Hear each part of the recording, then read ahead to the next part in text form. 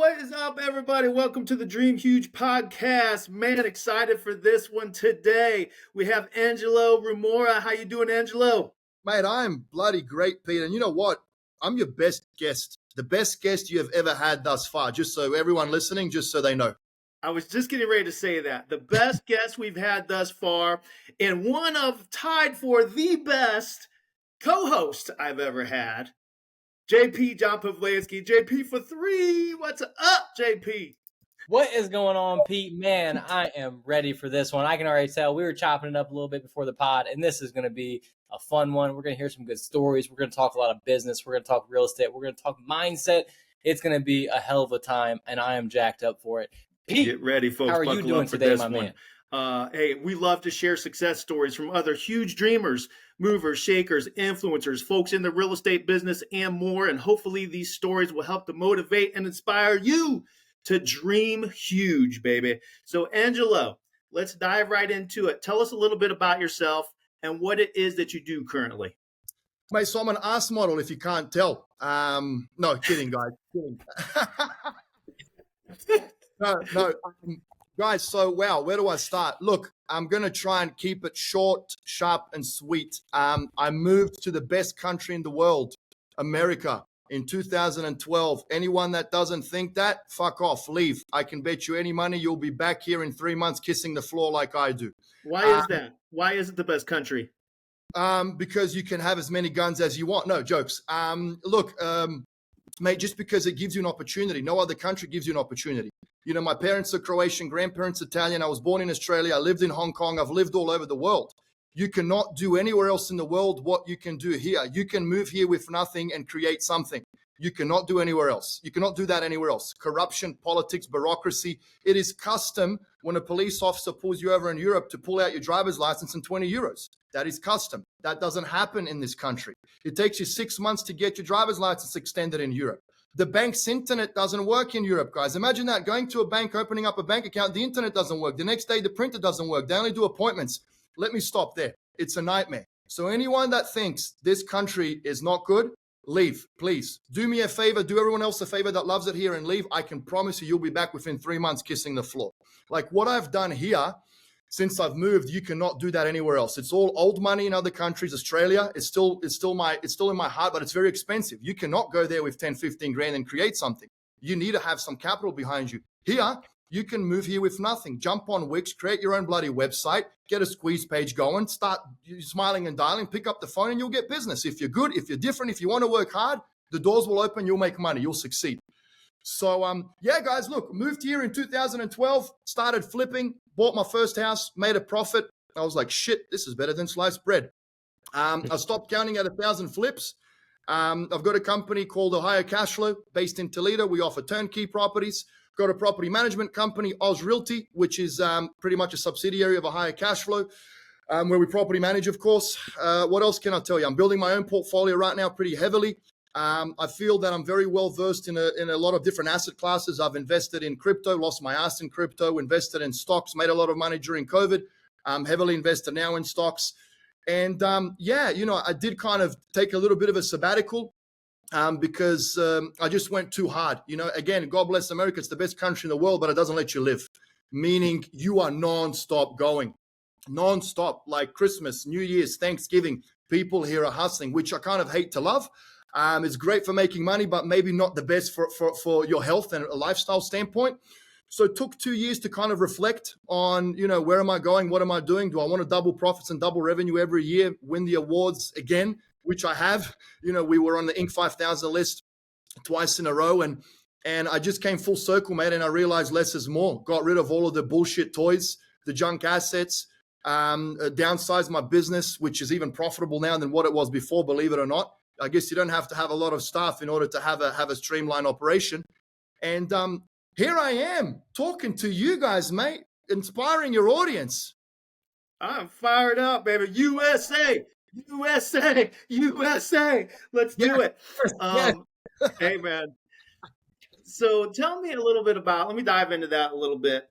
When you mentioned offering turnkey properties, what does that look like? Mate, so what a turnkey property is, it's this. We work with investors from all over the world. East Coast, West Coast, UK, Canada, Australia, Asia, even Madagascar. But believe it or not, I've got an investor in Madagascar. So these are individuals that will have capital. They're high net worth. They either have a lot of savings, cash, whatever it may be, and they want to park their money in passive income real estate. And that's where we come in to help. The investors will pretty much purchase a fully renovated and tenanted property, sit back, relax, and collect the rent. We look after absolutely everything on their behalf when it comes to owning an investment property from out of state or out of country. And as you guys know, being based in Ohio, we've got some, low entry price points, high cash flow deals in sort of little areas. This is not C&D class, ghetto stuff. We're not collecting rents with a bulletproof vest and a shotgun. I mean, all of our tenants are sophisticated enough individuals. They pay their rent online. There's infrastructure supporting a tenant demand, the homeowner demand. Granted, it is a tertiary market. It's a small market, but look, our price points are $70,000, $80,000, $90,000 for a 2-bedroom, 1-bathroom home, 3-bedroom, 1-bathroom home. They rent anywhere from $900 to $1,100 per month, give or take. Now take that price point, man, and go anywhere else in the country. You're probably buying a half a parking spot in the East Coast or the West Coast. You know what I mean? And in any other markets which are low entry too, you're probably buying a C or a D class asset. So we've been doing that for 10 years, mate. The market's been good to us. It's been good to our investors. And yeah, that's kind of been our bread and butter. Woo! Cash flow Ohio, baby, as we call it, man. Cash flow Ohio. So when you first came over here, I know you said you flipped your first house, you made a little bit of money, and then you flipped 1,000 homes since. What did that timeline actually look like for you? What were the challenges you faced, and what were the experiences that you were able to experience? JP, so look, when I first moved here, even though we speak the same language, everything is still very different. Okay, I left everything that I've known, everyone that I've known, and I moved into the unknown. Different culture, different lifestyle. I mean, same language, but everything was still kind of different. So it took a lot to get used to. It took me a year and a half of being very kind of depressed and just trying to figure things out. But I caught the real estate bug. When I was in Australia, again, the average median house price in Sydney is like $1.3 million right now. It's just ridiculous. It doesn't make any sense. There's no cash flow. You can't make any money, right? You're betting on appreciation. So pretty much you're betting on the property going up in value more than what you're losing on your monthly mortgage repayments. It's just a recipe for disaster. While in the US, especially in the Midwest, you've got a lot of low entry price point, high rent markets where cash flow makes a lot of sense. So I caught the bug, mate. I mean, again, I initially got off the boat, as I like to joke around, in Kansas City, bought my first property there, renovated it, flipped it, made a profit. One thing led to another. When I stumbled across the Toledo real estate market, I was like, wow, this really, as corny as it sounds, it's a once in a lifetime opportunity to move there and, kind of start a business like I did with a higher cash rate to help other investors do what I initially wanted to do. And that is, live off the passive income so you don't have to do a job that you don't want to be working in anymore, right? Mm-hmm. Absolutely. Absolutely. And that's the goal. And I hear you even say that once you did get to that point, you bought the fancy cars and the boats and the house and all that you just recently said, I don't want it no more. I don't want it no more. I want a normal life. I want a simple life. I still want to, produce the cash flow. I still want to own the properties, but I want it to be more simple. Tell us about that experience and where your mind shifted, because even me at 23 years old, I look and say, that's I want the big house. I want to have a lot of properties. I want to live on the beach and not have to do anything for the rest of my life. Yeah, great question, JP. Look, we get caught up in keeping up with the Joneses, right? That Instagram shit keeps us looking at other people's lives and thinking how awesome their bloody life is, even though it's probably breaking apart behind the scenes. So you see the car, you see the watch, you see the holiday home, you want to live that. You make a little bit of money, you come from nothing like me. Look, I quit school when I was 14. Okay, so I've got no formal education whatsoever. Like when I type, my staff laughs at me because they think I look like a Japanese chef throwing teppanyaki in someone's mouth. You know what I mean? Like it's a bloody joke. So you make a little bit of money and then you get caught up in all these things and you start buying stupid shit just to be able to say I bought it. But then all of these things consume your time and energy, right? You can only drive one car at one time. You can only live in one house at one time. So it's literally just absolutely pointless. You need to worry about insurance. You need to worry about service and a million other things. It's just absolutely pointless. And then, of course, you start getting caught up in the American grind. Trying to add another zero to the bank account, doubling profits every year is not enough. I want more, I want more, I want more, I want more. And before you know it, mate, you got a business with 17 heads and you don't know what to do anymore, right? You don't know where your head or where your ass is. And look, what happened to me, Matt, is I burnt out. Like I couldn't do it anymore. Stomach ulcers, kidney stones, panic attacks, anxiety, you name it. If I kept going down the same path, Matt, I would have been dead. Like I was waking up at 5 a.m. mixing Red Bull and coffee, and I was smashing 6 a.m. till 8 p.m. Yeah, the hustle is real. I love my Gary V, right? But he just got divorced too, right? He's got some young chick now, you know what I mean? So that's not life, guys. That's not life. You know, the life, again, when you come full circle, and a lot of people are like, oh yeah, you've made the millions, so you can say money doesn't matter. Exactly. I can't say money doesn't matter because who hasn't made the millions doesn't know what it's like on the other side when you've made the millions. I've had nothing and I've made the millions, and I know it doesn't matter when you make the millions. You actually have an easier, stress-free, and a better, more simplistic life when you don't have that much money, in all honesty. Yeah, mate, look, so it came full circle and I just decided to get rid of it all. Don't get me wrong, man, I still love the nice shit. Yeah, I still love it, but it's not what occupies me anymore. It's more about other people in my life. You know, retired my mom, I want to retire my dad. So I guess the grind now for me is it's different. Wake up, pray, go to the gym. I'm an hour and a half in the gym. Doing weights, 1 hour cardio, eat well, meditate, read a little bit of religious reading, stoicism, and then I hustle, right? I'll work 8, 9, 10, 12-hour days, but I'm not killing myself anymore. It's a different type of grind. It's a grind where there's going to be more longevity, in my opinion.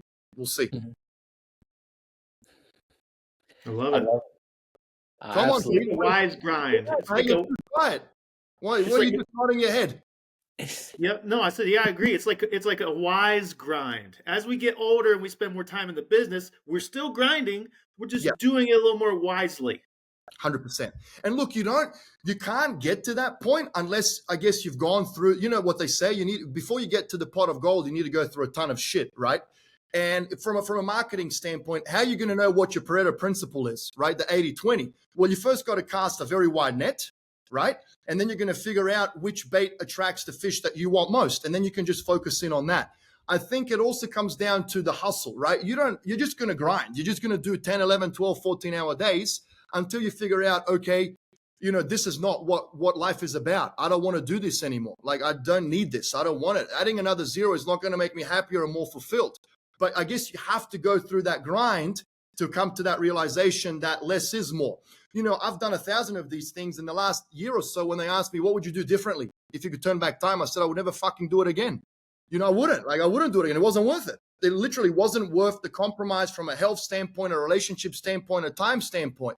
You know, my grandma passed away, the love of my life. I've got her tattooed on me. I've got bloody 40 tattoos on me, I think. But, you know, and that's not worth it. It's not worth being there for people that mean something to you, you know, and you miss out on that. When you miss out on that, you can't get that back. Granted, I have changed my perception on that a little bit. If I could turn back time, what would I do differently? I would have went slower. You know, I had a few email exchanges with Grant Cardone, and this was years ago, and I said, hey, mate, what would you do differently if you could turn back time? And he said, I would have went bigger sooner. That's what he told me, right? And I'm telling everyone right now, I would have went smaller sooner. I wouldn't have double revenue every year. I would have just grown at 10%, build a firmer foundation, focus on the meaningful relationships more. Because then, you know, if you do 10% per year for 50 years, you're going to be a lot more ahead than if you do 100% for 5 years and then you burn out and you're done, right? Fantastic. Yes, right.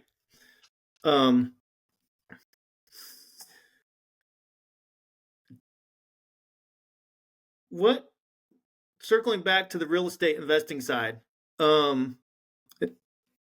what type of returns are you offering investors? Are you offering equity? Are you offering a percent return? Are you offering tax benefits? What does that look like? Yeah. So look, our investors purchase the property for fair market value. Okay. If you think you know it all, do it all yourself. If you want to find the property in Toledo, do it. Find it, buy it, renovate it, manage it. It's all yours. If you want the equity, you want the higher cash flow, you can do that. If you're buying from a higher cash flow, you're getting a done for you type product, right? Everything is under the same roof. We do not sell properties for more than what they're worth. And why we don't do that is because we're very good at acquisition. So we know where to look literally under every rock to be able to find and buy the property at a great price.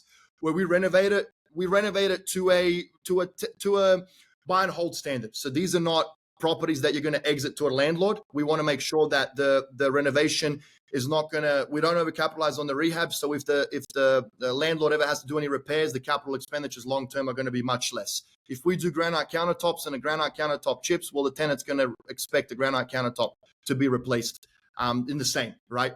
Ultimately, mate, look, investors that will own 1 or 2 properties get around a 7 or 8% net return on investment, okay, year after year. Investors that build a larger portfolio, they can get into the double digits. Twofold, simple math equation, Pete and JP. If you own 1 property and it goes vacant, you're shit out of luck. That's 100% impact on your portfolio. You're not making any money, right? If you own 10 properties and 1 goes vacant, that's a 10% impact on your portfolio. You've still got the other 9 performing. So anyone listening, forget about a higher cash flow, but if you're looking at buying predominantly cash flow properties with not much upside from an appreciation standpoint, and you buy 1 or 2 properties and expect someone to be like David fucking Copperfield and turn that into 20 overnight, it's not going to happen, okay?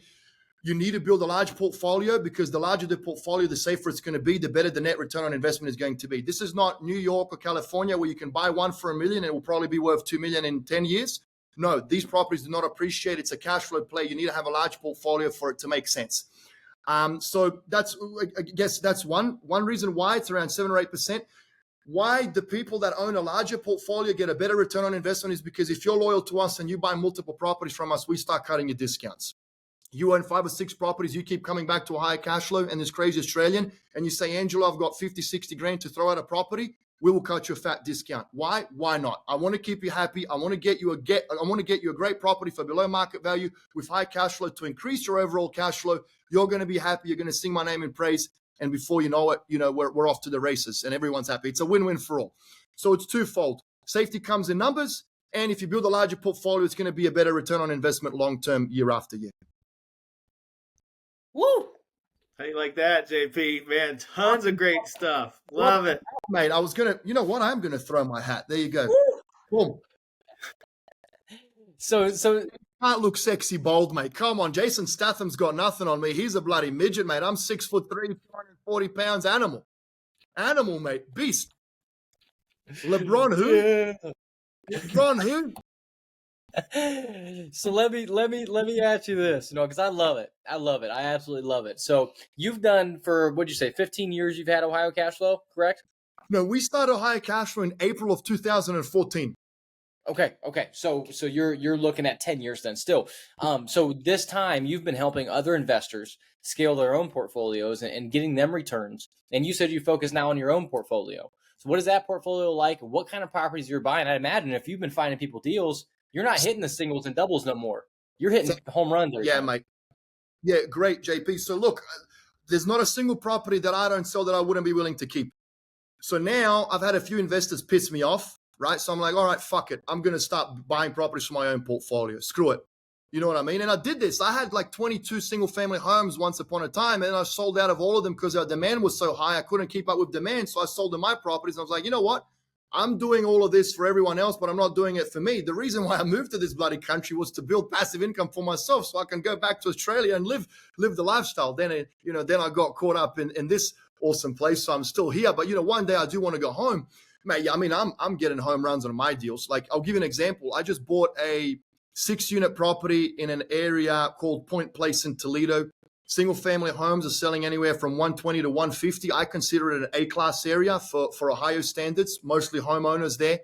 I paid, so it's a 3-bed, 1-bath, 2-bed, 1-bath, 2-bed, 1-bath, and 3 1-bed, 1-baths. Paid $160,000 for it. Okay, BPO came in at $250. It's currently tenanted for $3,000. I'm going to optimize it to around $4,500 a month, and ARV is going to be $350 to $400. As inflation comes down and interest rates is probably going to be even higher. So that's, I mean, dude, smoking, give me 10 of those and I'm fucking sipping pina coladas in the Bahamas. And those are the deals that you can find. I mean, the deals are out there, mate. Yes, the market is expensive on the East Coast and West Coast. But we can, we buy a lot of lists, probate, tax delinquent, all retired landlords, out-of-state landlords, divorces, evictions. I've got my team doing all of the cold calls, skip tracing, so we can find the deals, we can buy them. We're not wholesalers, right? So when I say I'm going to close, I close with cash and I close quickly. I'm not hooking you on the contract because at the end of the day, I want to buy the bloody thing and renovate it and get a tenant that'll sell it. So yeah, mate, look, I'm going down that path. I'm literally just after we finish this call, I've got another call with a money partner. I'm buying a duplex in a B plus area. Purchase price 27,000, and he's around 40K in rehab. Probably going to be worth around 120. 750 minimum per unit. I'm probably going to get that even higher. So again, just if you can calculate off the top of your head, these are like stupid numbers, mate. Stupid numbers. Yeah. No one can do this shit. That's why Toledo. That's why I'm in Toledo. You know what I mean? You cannot find, these are, again, guys, these are B-class areas. We're not talking about ghetto stuff. You know, and trust me, I've been in the ghetto. I love it there. Us Australians, we've got no issues with anyone. You know, we can walk anywhere as long as you got your leather jacket on. You know what I mean? I'm not white, guys. I'm Australian, just as an FYI. No one says I'm a white ass donkey. You know, as soon as I start talking, I'm Australian. It's a different country. So I get along with everyone. I've never had any issues here. And again, yes. So these are solid B-class areas, blue-collar working class people. They're hard pressed for money, right? So you sometimes got to chase up the rent. But again, they're not bad people, no government subsidies. We don't do any Section 8, and everyone pays their rent online. Beautiful, man. Beautiful. Man, what a program. What a system. At the end of the day, I mean, yeah, you're finding these home run deals, but you are solving people's real estate problems. I mean, you went down the list. You're a real estate problem solver when you buy properties like that. You know, so it's a win-win, and it can be a win-win. And you're providing much needed housing for the community as well. Yeah, Pete, look, we manage 450 single family homes in Toledo. We're the most reputable property management company in town. I think we do a great job. You know, I hated property management for the first 5 years, you know, because you can't win. It's a very thankless job. Tenants are complaining things aren't getting fixed quickly enough. Landlords are complaining things are costing too much to fix. And then you've got third-party unreliable personnel. You know, I've always said anyone can find, buy, and sell a house and even renovate it. Not many can manage well and manage well long-term. So for the first 5 years, I hated my life. Okay, absolutely hated my life. Now once you get to an economies of scale standpoint, 200, 300, 400 units under management, things start to change. You actually start making a little bit of income. And then you can invest in tech. You can invest in automation. You can invest in systemization. Like the shit, if I told you right now, you wouldn't believe it. Like we've got automated digital lock boxes. We don't even have to show properties anymore. You know, we've got a software called Property Meld, which siphons through the maintenance repair items straight to our technicians. We sit back, relax, and we watch the work being done. You know, I shifted from hating tenants, literally, to loving them and them being my number one business partner. And I guess it took a long time to shift, because you know how they say shit funnels downwards? Well, in property management, shit funnels upwards.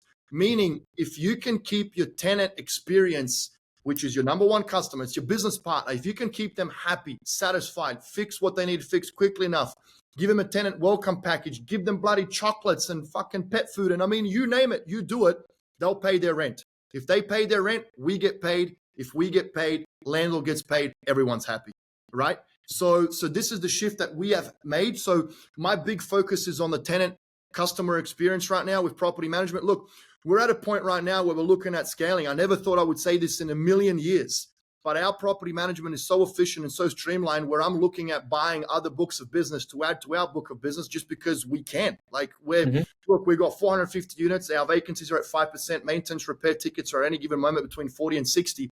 I spoke to my team. If I bring on 250 more units, can you handle it? They said, yeah, without a problem, we can handle it. So I can 50% my business. See, I'm getting caught up in that grind again. God bless America, right? More. No, but yeah, no, it just makes sense. And you know, in a way, I'm feeling we're working our way out of income, because property management companies make money if shit's not functioning well, and we're doing such a good job where it's like, you know, we've got nothing to do, so might as well, you know, add more. Look, granted, if you're not, I love this saying, you're either green and growing or you're ripe and rotting. Okay, so you don't have to be breaking any records, you don't have to do 100% growth per annum like we just discussed, but you always have to be in the incline. Because if you're just stagnant and shit's not moving up, eventually with inflation, with just deterioration, with just the nature of the beast, you'll always be on a slight decline. So no matter what you do, you should always try and get a little bit better, not necessarily compete with someone else. Like, I don't look at the guy next to me in the gym. I look at myself in the mirror and I want to be better tomorrow than I was today. I don't care about what anyone else does or what anyone else looks like or what anyone else drives. It's the competition is with me personally, not anyone else. That's the mindset shift that I had during my little sabbatical. Angelo, spitting fire on the mic today. Killing it, my man. Cool, man. Hey, okay, I want to touch something for the aspiring landlords out there. For the current landlords, for the property managers out there, make a note of this. A tenant is a customer. A tenant is a business partner. That's the key. You don't want to view your tenants as a nuisance or a thorn in your side. That's someone that you want to treat with respect and gratitude and excellent customer service. And when you do that, it will come back to you tenfold.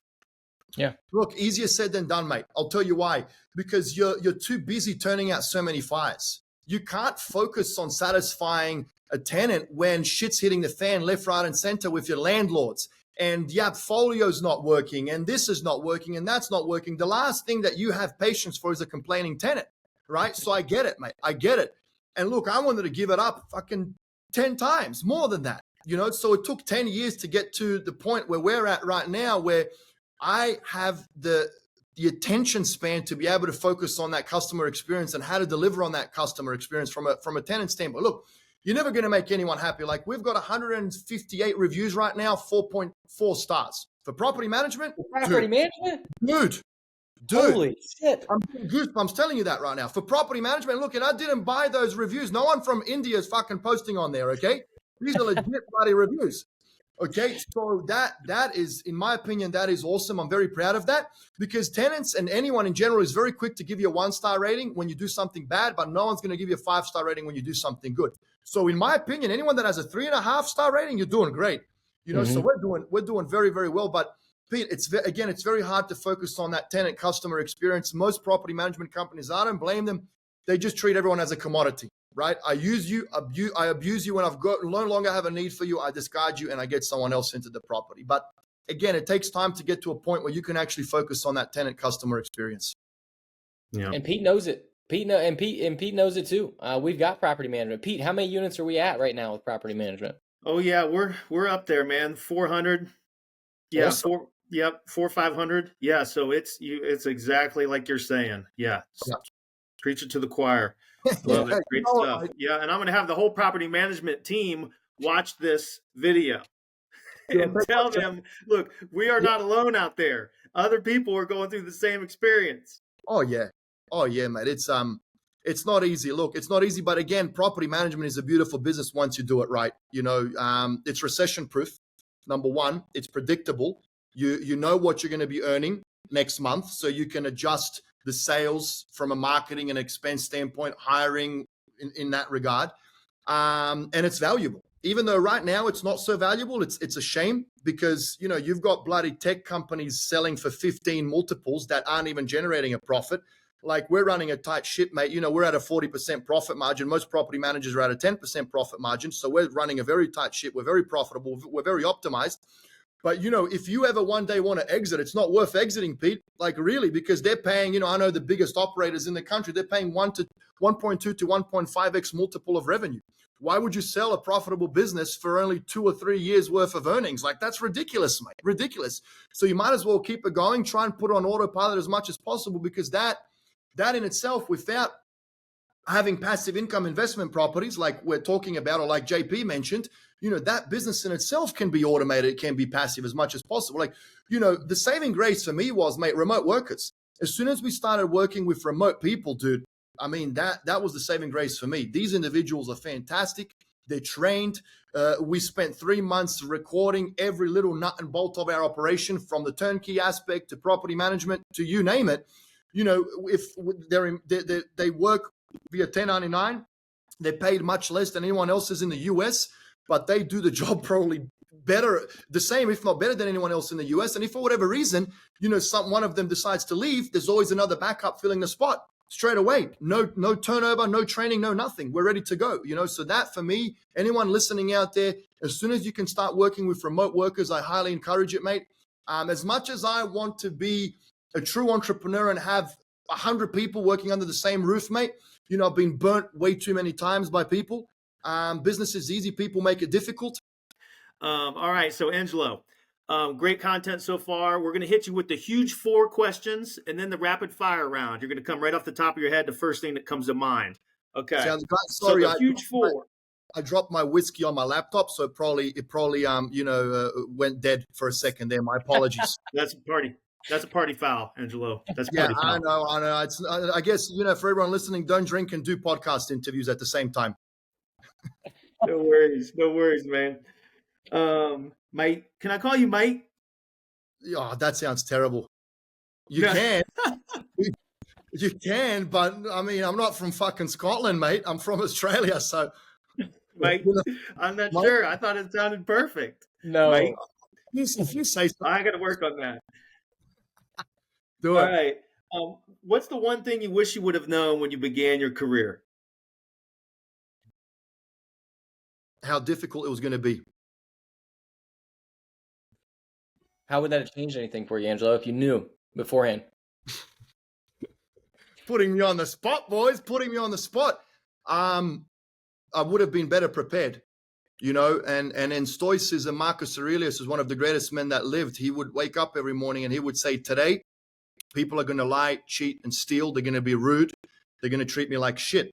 So as soon as you put your mindset from the get-go in that kind of regard, when it happens throughout the day, you're not going to be surprised or shocked, right? So if I knew how difficult and time-consuming everything was going to be and how people were going to be, probably wouldn't have been shocked when it did happen.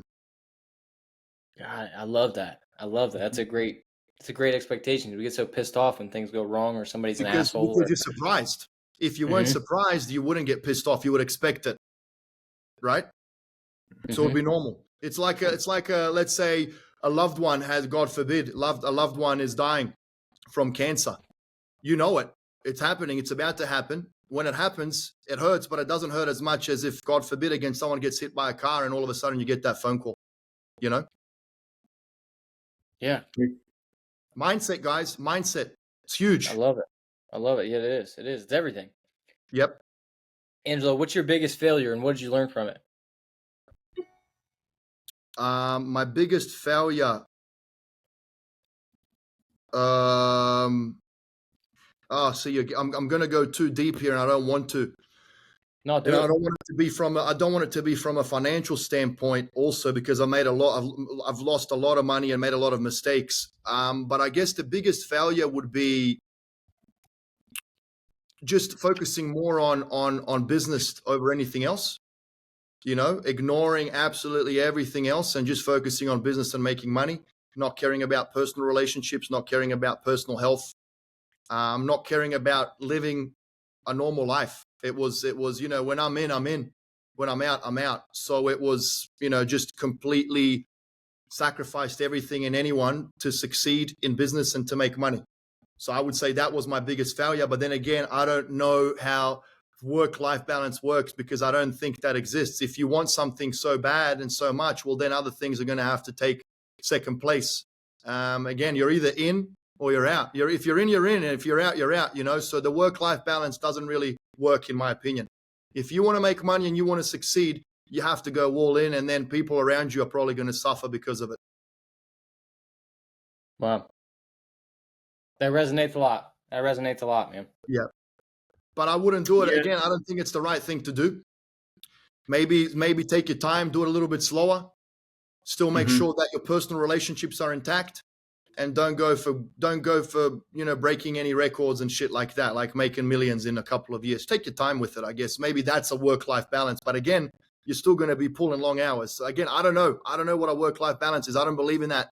I don't believe in that voodoo bullshit we see on Instagram. That's all bullshit. You think anyone that owns a Fortune 500 company or anyone on Wall Street in New York to have work-life balance? Bullshit, man. They don't have work-life balance. They're grinding 14, 16 hours a day. They're greedy. They want more. I don't agree with it, but there's no work-life balance. If you want to make the big bucks, there's no work-life balance, in my opinion. Yeah. Yeah, it's a fine line. You want to work so hard that you can support your friends and your family, but then those are the relationships that end up suffering because of that. So you got to find, like you said, that's the balance. And Pete, you're grinding 12 hours a day. You're getting your ass kicked all day and every day in the office, and now you go and watch your kids play soccer, or your kids are at home asking you a question. Your mind is not there. Are you telling me that's work-life balance? No, you're not there.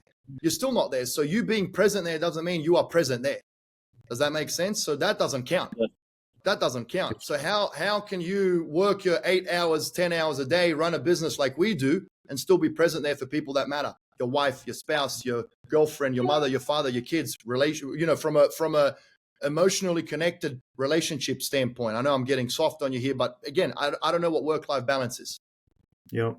So maybe make your money and run.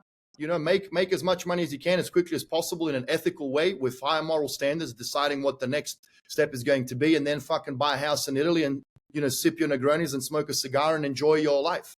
But, there's got to be a time when you say enough is enough. Great advice, Angelo. Okay, what are the best resources that have helped you along the way? Me. Don't rely on anything or anyone else. If you want to get it done, mate, you got to do it yourself. As soon as you start putting your destiny in someone else's hands, they're going to let you down. So look, I'm not the most sophisticated individual out there. If I say I'm going to put my head through the wall, I'll put my head through the wall and I'll get to the other side. You guys will probably just open the door and get to the other side. I don't know how to do that, obviously. But yeah, I would say trust yourself, trust your gut instinct, work hard, and you will get there. Now, from a technology standpoint, yeah, there's a lot of resources that will help you. But at the end of the day, none of that shit works unless you work, right? Mm-hmm. I fucking love it. I love it. Angelo, what are 2 books that have inspired your success? Mate, there's a lot of them, but I'm going to give you philosophy. Look, I love the Daily Stoic, which I literally read every day, and Jesus Calling. Not necessarily from a business standpoint. I've read a lot of books on business, but more so from keeping you in check on a daily basis when shit gets out of control, and it always will. We need some kind of mantra to keep us sane because the days get insane. So we need a mantra. We need some kind of space, some peace, somewhere, somehow, someone to look up to. Even if you're not bloody religious, I don't care. Believe in the fucking tree or whatever, in Mother Nature. It doesn't matter. You just need some kind of mantra that you can grasp onto, which will keep you in check. And that's where I found myself in that regard. Some of the historical greats, their teachings, how they lived, what they would tell themselves, and of course the teachings of Jesus to me are incredible. Not trying to be evangelistic here, but it really does help. Fantastic. All right, you made it through the huge 4. Now on to the rapid fire round. Right off the top of the head, are you ready? What is your spirit animal, Angelo? A donkey. A donkey? Yeah. You know why? Let's come. Why? Because a donkey doesn't stop. It will keep going and going and going. No matter how much you hit it, you can beat the shit out of a donkey. It will never stop. But then one day when it stops, no matter how much you beat it, it will never go again. I'm a donkey. Love it. I love it. Angelo, what's your favorite movie? Gladiator and Seabiscuit. Gladiator. Mm-hmm. Yeah. Who is your celebrity crush? No American here. Somebody we know. Charlize Theron. Oh my God, that woman is bloody gorgeous. There you go. Maybe she'll see this podcast and you'll get hooked up. I don't think she's good enough for me. We'll leave it at that. There you go. There we go. Angelo, what do you do in the spare time that you do have? Smoke cigars like a chimney, mate. I smoke cigars all day, every day. I normally would smoke it. If I knew you guys were going to be this cool, I would have fucking lit one up right now, mate. But yeah, I smoke cigars. 3, Go 4, grab one. pipe in between. I do it all, mate. Tobacco's my vice. I don't do any drugs. I don't drink, sometimes on the weekend, but cigars, tobacco, oh my God. Clint Eastwood's got nothing on me, man. I'm constantly spitting, smoking something, mate. Non-stop. I love it. What about vapes?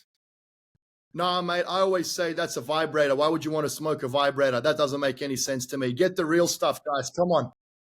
Come on, man. Like, really? Who smokes that? I mean, it doesn't matter. Man, woman, come on, guys. Smoke cigarettes, smoke a cigar. If you're going to be doing it, do it right. You know what I mean? Do it right, man. Personal opinion. Shit. If you could go to have dinner with anyone, dead or alive, who would it be? Jesus. And why? Just to feel his presence. I know it's a bit evangelistic and corny, but just to feel his presence. I think I'd love to, Jesus and Nelson Mandela too. I think he was incredible. Mhm. How do you live a life Love them. like Nelson Mandela did, imprisoned for 24 years, was only able to see one visitor, wrongly in prison for 24 years or however long it was only able to see one visitor for 1 hour a year, something on those lines. And then he comes up with a saying like this: hatred is like drinking poison thinking it's going to affect the other people. You have to forgive. That to me is an incredible man. Who can do that, who can say that, who can live his life in that way. That is something beyond my belief and beyond this world. So that is incredible. He's an incredible man. Love that. That's definitely inspiring. Yeah. Keep that for Thursday, Pete. Yep. That's beautiful, man. Yeah. All right. Angelo, what's your go-to karaoke song? When the night has come and the land is dark and the moon is the only light we'll see. So darling, darling, stand by me. Oh, stand. Stand by me. How did I know Angelo was going to sing for us? I just knew it. I love it. There you go. That's just one of them. Don't get me started, mate. Yep. Okay, what is something you fear? Nothing. Nothing. Love Nothing. it. Nothing. We're only here for a short amount of time. What is there to be scared of? Come on. Think about it. We're all going to end up in the same place. Actually, the sooner the better, if you ask me, because life is, if you really look at it, shit. Honestly, how many people truly love? How many people are truly genuine? How many, like, if you look at all of the heavenly emotions per se that we're supposed to experience on a daily basis, I don't really feel them. All I fear is the emotions of hell, hatred, anger, jealousy. Just that's what we feel. So in a way, this, they say hell, we live in hell. So I don't know. I don't think it can get any worse, mate. Yeah. If you really think about it, if you want to break it down from a philosophical standpoint, man. Yeah, man. right? What else, baby? Is that it? Last one. Last one. What is your greatest accomplishment? My greatest accomplishment. Look, I think my greatest accomplishment would be that I played professional soccer when I was 18. The odds of that happening are impossible because the whole world bloody plays that game, right? So I was fortunate enough to be able to achieve that dream. And it was a dream that I've wanted ever since I was 5 years old. I replaced that passion and obsession with business and real estate, but I think that was my biggest accomplishment to date from a personal standpoint, I guess, committing to something for so long and achieving it against all odds. But yeah, I think just being the way I am is a huge accomplishment. Not jealous. I don't hate. I don't get angry. I just get disappointed.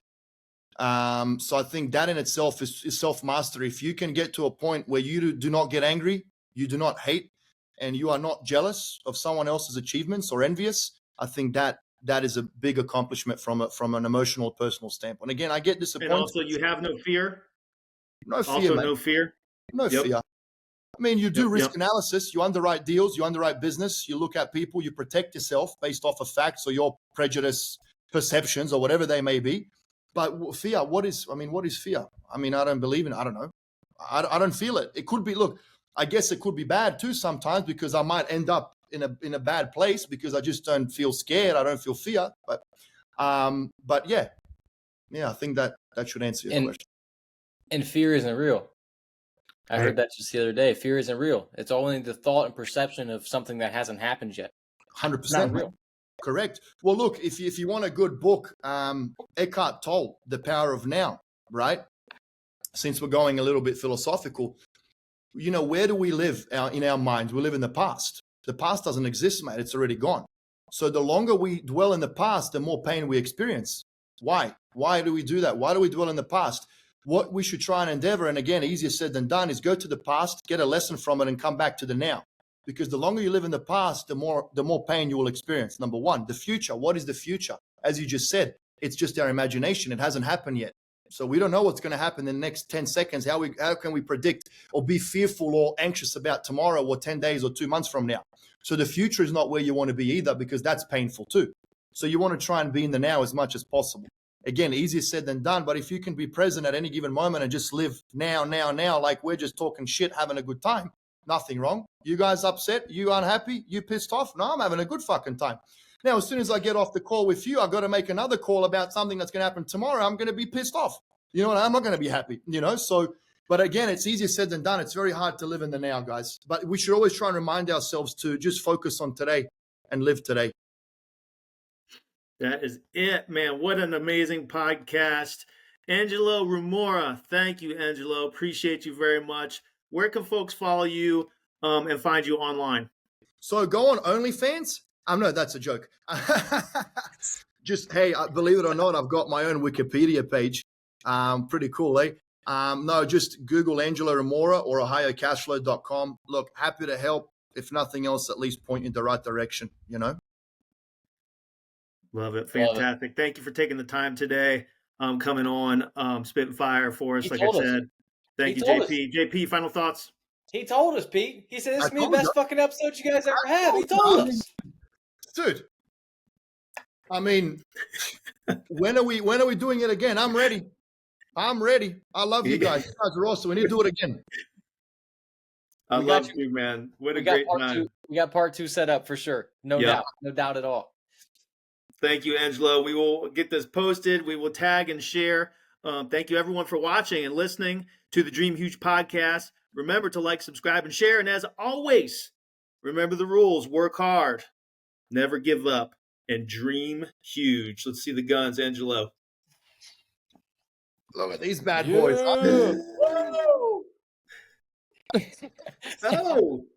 Oh, that breaking the chest out even. Love it. Hey, Angelo, thank you, man. That was a great time. Thank you, JP. Thank you. See you guys.